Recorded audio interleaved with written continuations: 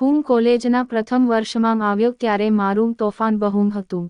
જો કે તોફાનની સાથે કોઈ પણ કાર્યક્રમમાં ભાગ લેવા માટે પણ સૌથી પહેલું નામ મારું જ હોય. પણ અભ્યાસ એકદમ સામાન્ય. પહેલા વર્ષે માંડ પાસ થયો અને હું બીજા વર્ષમાં આવ્યો. પણ કોલેજ કેમ્પસ કે સોસાયટીમાં તોફાન મસ્તીમાં પહેલું નામ મારું જ હોય.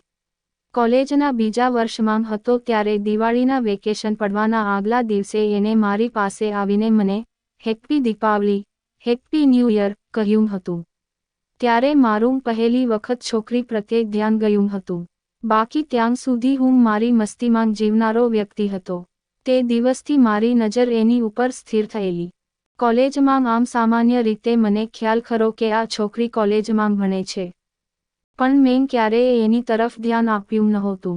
એના આ વાક્યથી વેકેશન દરમિયાન ઘણી વખત મારા મગજમાંથી એના વિચારો પસાર થતા રહ્યા હતા. દિવાળીનું વેકેશન પૂરું થયું ત્યારે પહેલા દિવસે મેં એને ધારીને જોઈ હતી. જ્યારે ગ્રુપમાં ઊભા રહેતા હતા ત્યારે એ મારી સાથે પણ વાતો કરી લેતી હતી. એક દિવસ હું એકલો ઊભો હતો ત્યાં એ આવી અને મારી સાથે વાતો કરવાનું શરૂ કર્યું. અમારા બંને વિશે પરસ્પર ઘણી વાતો થઈ. તે દિવસથી એ મને નિયમિત રીતે મળવા લાગી. બીજી વર્ષની બીજી આખી ટર્મ પૂરી થઈ ત્યારે અમે સારા મિત્રો બની ગયા. મેં એ સમયે એવું અનુભવ્યું હતું કે મારામાં બે પ્રકારના ફેરફાર આવ્યા હતા.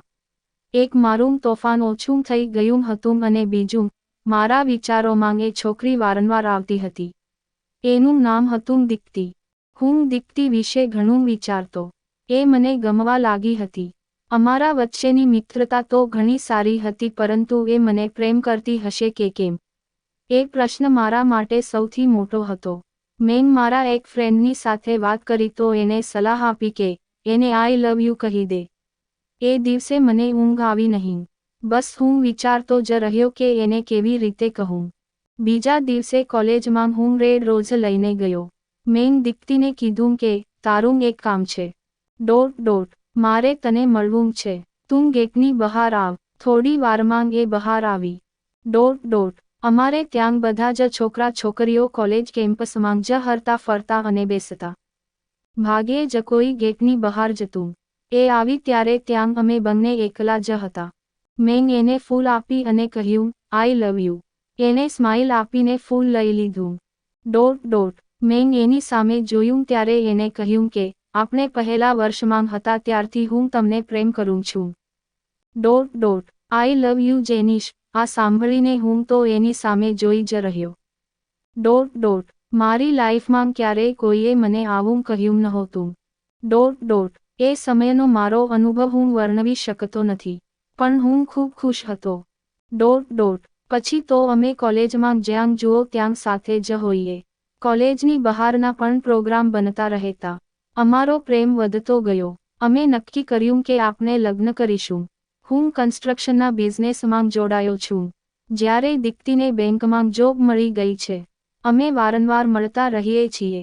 તેમજ સતત એકબીજાના સંપર્કમાં હોઈએ છીએ. અમને એકબીજા વગર જરા પણ ચાલતું નથી. હવે અમારા કુટુંબોમાં લગ્નની વાત શરૂ થવાની તૈયારીમાં છે.